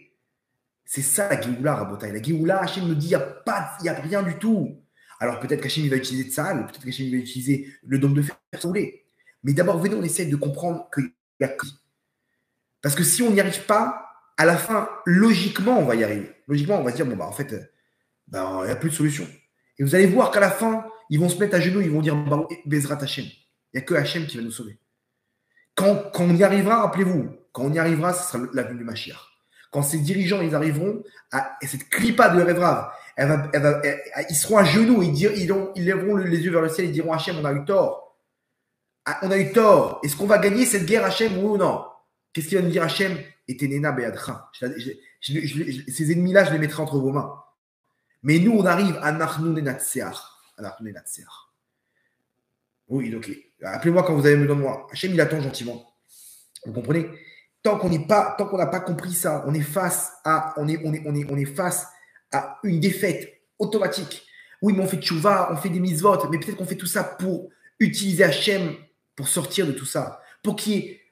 C'est dur à dire, hein, mais parce qu'on n'est pas capable d'entendre qu'il y ait des soldats qui vont mourir et des familles qui sont tristes et des otages qui sont encore là-bas. Donc, Hachem, je t'en supplie, interviens. Pourquoi? Parce que je souffre d'entendre qu'il y a des gens qui souffrent. Attends, est-ce que tu le fais parce que Hachem, il souffre? Parce que la Shrina, elle est en détresse. Non, tu fais ça parce que toi, tu es en détresse. Même si c'est un bon niveau, attention, d'avoir de la peine pour l'âme Israël, c'est un très bon niveau. Mais au moment de la Géoula, Lo allié des saraf, lo allié des malach, lo allié des chaliach. Hachem birvodo beatzmo. C'est que lui. Il n'y a rien. On efface tout notre mémoire. Je n'ai pas de mémoire, je n'ai pas de tête, je n'ai pas de da'at, je n'ai pas de rien du tout. Je suis zéro. Je suis l'homme le plus stupide au monde. Je suis un bras cassé, Hachem, il n'y a que toi et que toi. Quand quelqu'un il commence comme ça, c'est là qu'il peut tout décrocher. Mais attention, il faut qu'il continue à comprendre qu'il est rien. Et c'est comme ça qu'on ouvre la Hamida. Qu'est-ce qu'on dit dans la Hamida? Hachem, c'est Fatay Tiftar. Ou Fiagit Teilatecha. Hachem, c'est Fatay Tiftar. Mes lèvres, tu vas ouvrir. Ou Fiagit Teilatecha. Et ma bouche, elle va dire ta louange. Tu crois que toi, tu vas dire la louange à Hachem? Tu crois que toi, tu vas prier Hachem? Tu vas trouver les mots qu'il faut pour. Rien du tout. Si ce n'est pas Hachem qui te met les idées, les arguments, les mots pour prier, on n'arrivera à rien. Hachem, c'est toi qui ouvres ma bouche. Vous savez que chaque fois que je commence un cours, j'ai aucune envie de faire le cours. Vraiment, dans ma tête, c'est un balagan. Je ne sais pas comment je fais un cours. J'ai qu'une envie, c'est de continuer ma soirée sans faire de cours. J'ai tellement d'épreuves avant et tout. Je commence avec une phrase. On dit comme ça, ce qu'on dit à Rosh Hashanah avant de commencer la Mida. Mais Adam machlev ou mais Hachem ma'ane lashon. Il y a une phrase comme ça, une chanson très connue qu'on chante, c'est ce qu'on fait à l'air qu'on chante juste avant la Hamida de Rosh Hashanah. Mais Adam Machelev, le système du cœur, de tous les sentiments, il est entre les mains de l'homme. C'est-à-dire qu'il vient de l'homme. Mais Hachem ma'ane lashon. C'est-à-dire que moi, j'ai mes sentiments, je veux faire ce cours. Je veux, mais j'arrive pas, je sais pas quoi c'est Hachem. C'est le balagan dans ma tête, c'est le désordre dans mon cœur. Comment, qui, quoi, comment. Ça, c'est entre tes mains. Mais Adam Machelev. Tu veux? Très bien. Mais Hachem ma'ane lashon. Par contre, ce qui va sortir de ta bouche, c'est entre Hachem. Ça vient d'Hachem. Toi, tu as juste à préparer ton cœur. Moi, je dois me convaincre de dire, je ne sais pas ce que je vais dire dans ce cours, mais je veux faire ce cours. Je prépare mon cœur. Voilà, Hachem. Et je chantonne cet air comme ça juste avant de commencer le cours et je commence. Pourquoi? Parce que je ne sais pas quoi dire. Je suis nul. Moi, je vais donner des conseils au Ham Israël. Je ne sais même pas moi-même de comprendre quelque chose de ma vie. Je vais commencer à donner à des gens des conseils. Je ne sais même pas parler. Je ne connais même pas le français. J'ai 2 mots de vocabulaire dans la bouche. Mais quel rapport? Hachem te dit, mon fils, c'est toi qui parles. C'est toi qui parles. Si ce n'est pas toi qui parles, c'est la chaise qui va parler. Tu comprends? Tout ça, c'est un scénario. Hachem, il dit, soyez les acteurs de ce scénario. C'est moi qui fais tout. Vous avez juste à être là au bon moment. C'est tout. Sois un Kelly pour faire passer, pour te donner ta parnassa, pour te donner ton shalom baït. Arrête de faire écran. Tes pensées, tes réflexions, elles font écran. Tu comprends? C'est ça qu'Hachem il veut. Et quand on a ça entre les mains, il n'y a que Hachem, alors on va gagner.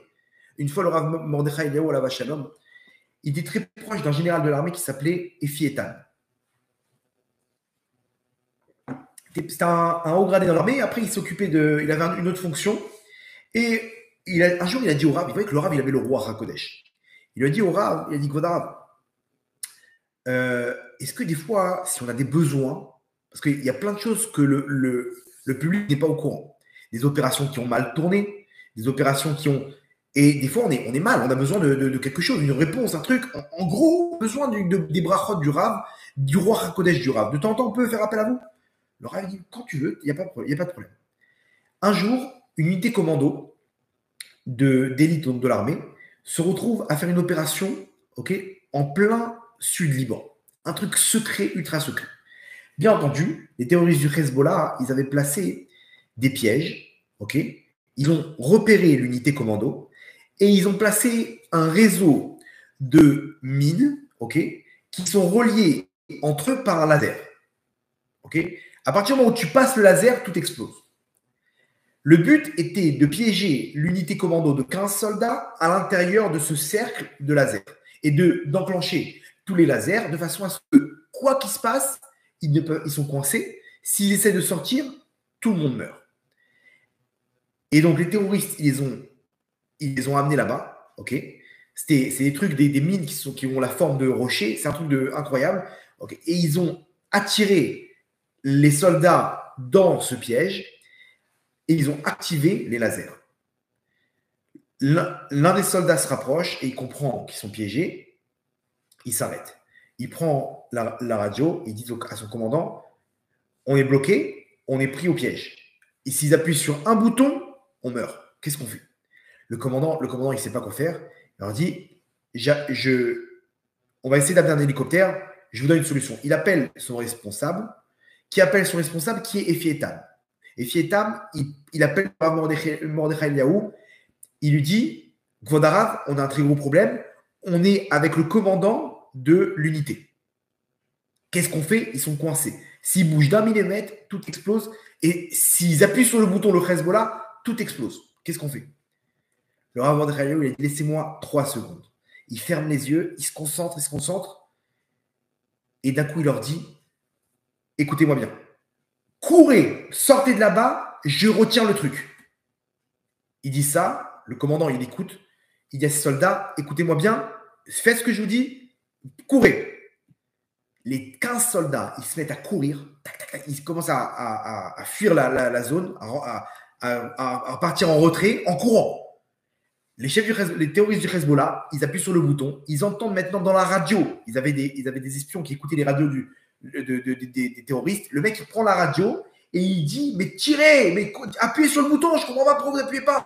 Il dit, mais ça marche pas. J'appuie sur le bouton, ça marche pas. Il dit, non, t'es un traître. Il dit, non, mais je te dis, ça marche pas. Il appuyait sur le bouton pour faire exploser manuellement le système. Ils ont traversé le laser, rien n'a explosé. Le Rav Mordechai Eliaou, il a tenu lui-même au-dessus de la nature. Il a tenu la nature. Comment il a fait d'après vous? Rav Mordechai Eliaou, il avait une chose en tête. Quand il priait, il n'y a que toi, Hachem, En Od Milevado. Il était là-bas, Rav Mordechai Eliaou. Il était avec Hachem. Ça veut dire quoi? Ce monde-là, c'est toi. Le Hezbollah, c'est toi. Le Hamas, c'est qui? C'est qui tire les RPG? C'est qui tire les roquettes? Il y a quelque chose qui est en dehors de toi, Hachem. C'est Hachem en personne qui nous tire dessus à Botaï. Mais attention, Hachem, il veut quelque chose de nous. Si on a compris que c'est lui qui dirige, alors à ce moment-là, tout le scénario, il peut changer. À ce moment-là, tu retires. Le Rav Mordechai Eliaou, il savait que En Od Milevado, il n'y a rien en dehors de toi, Hachem. Il n'y a rien d'autre que toi, Hachem. Et si on arrive à ce niveau-là, Hachem, il va nous pousser dans tous les cas, de gré ou de force. Il va nous pousser à ce scénario. En Lanu Al Mileshaen. On ne pourra se reposer que sur Avinu Sheba Shamayim, que sur notre Père qui est dans les cieux. Si on n'arrive pas à débloquer ça dans notre cœur, on est en danger. Cette clipa du Erev Rav, elle est en train de tomber. Nous, on est prisonniers parce que nos yeux nous montrent par rapport aux médias, par rapport à tout ça. Mais nous, on sort de là-bas. Et vous allez voir ce qui va se passer. Après la guerre, le peuple, ça va dire. Le peuple, il va dire stop. Ça suffit. On veut Eret Israël avec une Torah. On veut un Mashiach. On veut arrêter d'être dirigé par ces fous furieux qui font ce qu'ils veulent de nous. Et demain, on va faire ce que nous, on veut. Pas ce que le monde va nous dire de faire. Pas ce que le RFA va nous dire de faire. Et là, c'est le début de la victoire. Et là, je vais dire, maintenant, je peux enfin me dévoiler. Maintenant, il y a une base. C'est ce qui s'est passé en Égypte, Rabotai. Vaïzakou, Hachem Batsar Lahem. Ils ont créé Hachem Batsar Lahem. C'est quoi Batsar Lahem? Dans leur douleur. Qu'ils étaient prisonniers, ils étaient pris en otage. Ça, c'est ce qu'Hachem attend de nous, Rabotai. Et c'est ça la solution de ce qu'on doit faire. Bien sûr qu'il faut prier. Bien sûr qu'il faut continuer à prendre sur nous des mitzvot. Bien sûr qu'il faut continuer à faire tchouva. Mais n'oubliez pas que la source, c'est pour Hachem.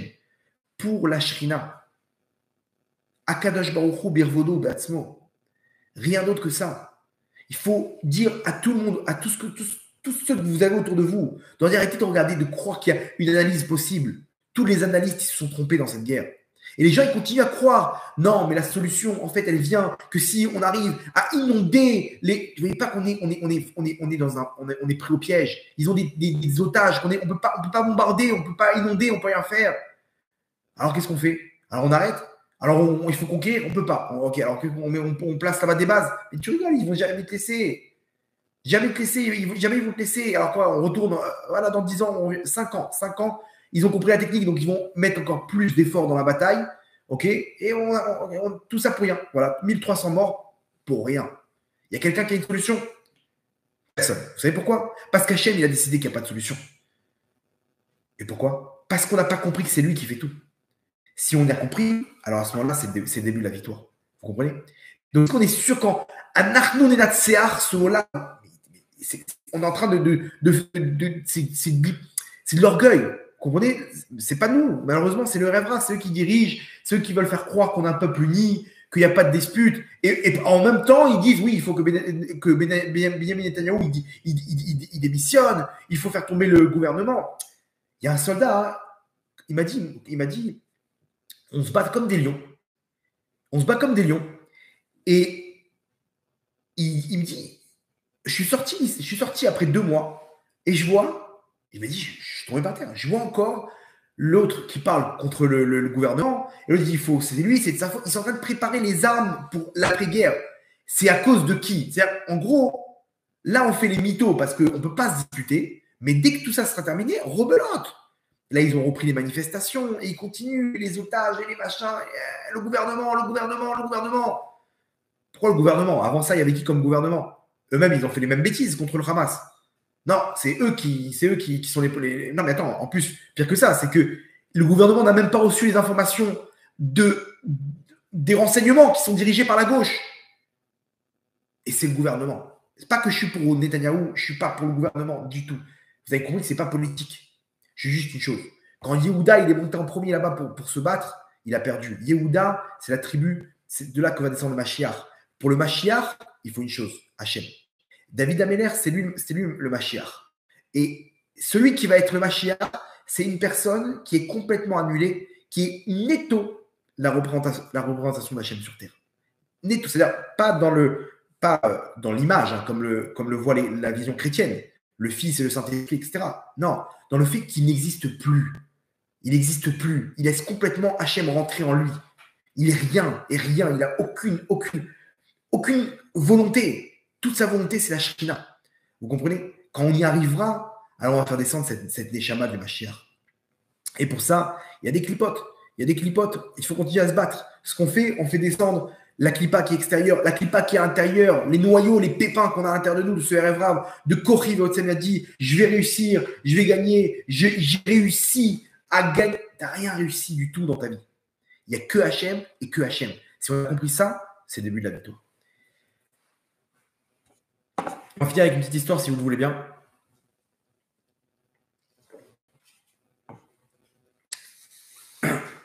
On m'a ramené une histoire et j'avais des frissons dans le dos.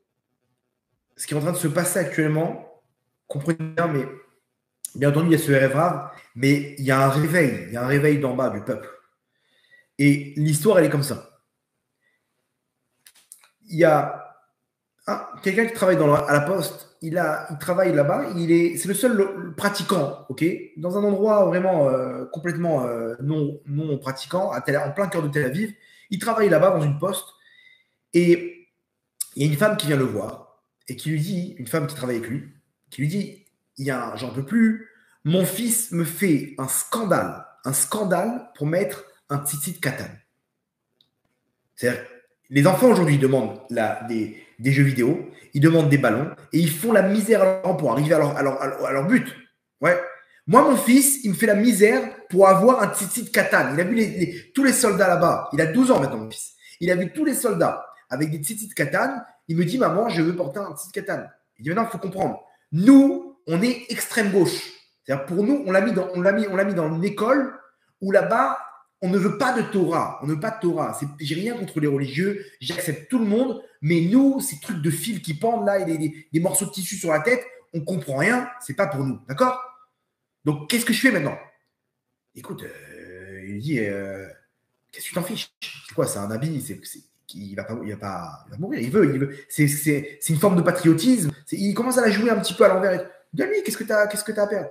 Oui, après, il va me demander la kippa. Alors là, pas du tout. Là encore, il peut mettre ça sur ses habits. Mais la kippa, il va me faire la honte dans le quartier. Non, ok. Bref, il dit, écoute, quel est le problème? Le tzitzit, c'est tout. Il veut le tzitzit. Donne-lui le tzitzit. Ok, bon, alors tu peux m'en procurer un. J'en peux plus. Voilà, on va lui faire son cadeau. Il veut comme cadeau d'anniversaire un tzitzit. Ouais, bien sûr. Il lui ramène 5 tzitzit katan. Il dit, voilà, 12 ans. Ok. Elle revient la semaine d'après. Tu devineras jamais. Il a sorti les tzitzit maintenant. Ok, et alors? Et bien maintenant, toute sa classe, il a lancé la mode, le petit. Toute sa classe, ils veulent les tzitzit katan. Il dit, c'est pas vrai. Il dit, toute sa classe, ils sont tous le site Katan, ils ont tous acheté le site Katan. Dans l'école, ils sont en train de se tirer les cheveux. Il faut comprendre que dans les écoles, dans les manuels d'école aujourd'hui, Israël, c'est un des seuls pays qui continue avec la théorie de Darwin. On est obligé de tenir cette théorie de Darwin que l'homme descend du singe, parce que si tu dis pas que l'homme descend du singe, automatiquement, ils vont se diriger par Bereshit, par Elohim. Et ça, il en est hors de question. Vous comprenez, il y a une mentalité du Erev Rav où il ne faut pas parler de Torah. C'est un truc de fou. Tu ne peux pas faire le schéma Israël. Baruch Hashem, tu te dis, ça ne doit pas sortir de ta bouche. Tous les petits, ils ont mis le site. 2 semaines après, elle revient, elle dit, tu sais qu'ils veulent virer mon fils de l'école. Quoi? Mais comment ça se fait? Parce que maintenant, c'est la mode dans toute l'école. Ils sont tous avec des sites d'or. Une école d'extrême gauche. Là, en ce moment même, c'est en train de se passer en Israël, à la Bretagne. L'autre, il tombe, il dit, mais attends, mais c'est pas possible ce que tu me racontes. Et alors, il dit, maintenant, il y a une nouvelle mode. Nouvelle mode, ils font des brachot avant de manger et tout le monde répond amen. Il y en a un, il vient pour manger, c'est l'excitation. Il a sa coca, il va pour faire son truc, et ils ont fait un questionnaire pour savoir qui sait qu'est-ce qu'on fait comme bracha. Pour l'instant, ils font tous chacun les ils ne connaissent pas encore les brachot. Il y en a un qui s'est renseigné sur Internet, il leur a fait des trucs et ils sont là, ils se font des quiz, ils se font des trucs. Regardez de quoi on parle. Il dit, attends, et alors? Il dit, maintenant, ils sont tous avec les brachot, il est passé à la kippa, il est passé à un truc, ok, et alors, l'école, ils ont fait quoi? Ben, ils ne peuvent pas le virer parce que s'ils le virent, ils n'ont plus d'école. Comment ça, ils n'ont plus d'école? Parce qu'il faut savoir que tous, ils ont le tzitzit, ils ont tous la kippa, il y en a qui mettent les tefilines, et ils sont tous avec les brachot, ils sont en train de parler de Torah du matin au soir. Des enfants d'extrême gauche qui ont baigné dans un système de Erev Rav, ils sont tous, toute l'école. Il dit, waouh, là, c'est la Géoula. Là, il est en train de se passer un truc, c'est ni plus ni moins que la Géoula. C'est-à-dire que cette guerre, elle nous amène à comprendre qu'un enfant, il est pur, il comprend une chose, il n'y a qu'Hachem maintenant. Arrêtez de nous embrouiller avec ce truc-là. Ça, c'est jusqu'à maintenant, on est en galoute, mais maintenant c'est Hachem qu'on veut. Un enfant, il est pur, et ce qu'il voit, c'est avec son cœur. Et ces enfants-là, ils sont en train de se réveiller parce que Hachem est en train de donner cette lumière de la Géoula. Ou cette lumière de la Géoula, c'est Vaya Hachem les Melech al Kol Haaretz. Hachem, il est Melech, il va être roi. Et si on s'interpose, alors on tombe, malheureusement. On est en danger. Et eux, ils se laissent guider parce que c'est ce que leur cœur ressent. Et combien, on m'a dit, des femmes qui ont pris sur elle la tsniout, pas parce qu'elles ont peur des terroristes, mais parce qu'elles ont compris que En On Minevado. Et ces enfants, ils ont pris les tzitzit parce qu'ils ont compris que En On Minevado. Ça, c'est la clipa qui tombe. Alors oui, Hachem, il a abandonné, mais il n'a pas abandonné son peuple. Il a abandonné le Erev Rav. Et le chef du Erev Rav, Aaron Barak, là-bas, celui qui a monté toute la Cour suprême, il est en train de se faire humilier par la Cour internationale de la Haye. Il est en train de se faire humilier parce que Hachem est en train de lui montrer, regarde ce que tu fais toi-même. Tu es face à des juges qui sont subjectifs, c'est des juges qui sont du Liban. Il y a un juge du Liban là-bas. Tu crois qu'il va plaider en ta faveur? Mais réfléchis. Ah, parce que c'est peut-être ce que tu fais toi-même quand il y a des juges d'extrême gauche. Vous comprenez comment? Là, ils ont dit à Bibi, mais pourquoi tu le mets là-bas? Non, c'est un génie, Netanyahou, de l'avoir mis là-bas, parce qu'il prend exactement ce qu'il nous fait ici sur place, avec sa Cour suprême. Il prend les mêmes gifles. Comprenez, Rabota et Hachem est en train de faire descendre cette clipa. À nous, comment on peut aider Hachem? En faisant aussi descendre ces pépins qui y a en nous, ces noyaux qui y a en nous de rêve rave, de croire qu'on fait quelque chose dans ce monde-là. Rien du tout. On continue notre travail, Rabota. Mais avec une chose, avec Hachem comme seul et même objectif. Ou Bervodo ou Basmo, il n'y a que lui qui peut me libérer. Il n'y a pas d'autre Géoula à part avec Hachem. Il n'y a pas de solution. Il n'y a pas ni de laser, ni de technologie. Vous prenez ces trucs-là de Israël Magazine, là, de technologie Israël, vous les déchirez. Ça ne sert à rien tout ça. Oui, on aime nos soldats. Oui, on aime notre peuple. Mais comprenez une chose, c'est que Hachem qui peut nous sauver. Et si on a compris ça, alors on pourra gagner la guerre. Parce que cette guerre-là, c'est la dernière guerre. La dernière guerre. Et juste un petit peu, il faut savoir baisser la tête et de comprendre que c'est Hachem qui doit prendre le relais. Si on y arrive déjà nous, alors ça va venir d'en bas. Et d'en bas, on va réussir ensemble à sortir toute cette crasse de Rêve-Rave, de Kochivotem Yadi, de Marlokot, de division. Et on peut déjà enlever ça en nous. D'arrêter nos divisions au sein d'une famille, d'arrêter de croire qu'on fait quelque chose. Et si on y arrive, alors là, c'est le début de la victoire. Cette victoire qui est la Géoula, Berachamim Dolim, Baruch Adonai Leolam, Amen ve Amen.